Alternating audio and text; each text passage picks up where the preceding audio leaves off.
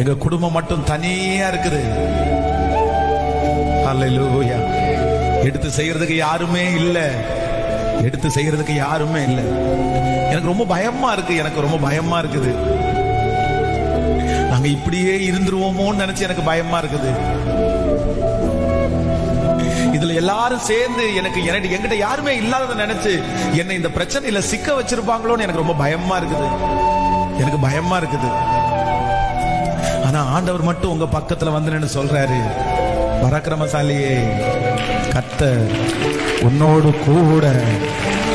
பராக்கிரமசாலியே, பராக்கிரமசாலியே, கர்த்தர் உங்களை பார்த்துதான் சொல்றாரு. கர்த்தர் உங்களோடு கூட இருக்கிறார், கர்த்தர் உங்களோட கூட இருக்கிறார்.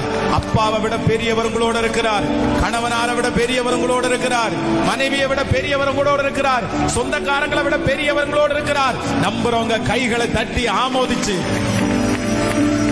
கூட பிறந்த யாருமே அங்கூட இல்ல, சொந்தம் இல்ல, கர்த்தர் இருக்கிறார்.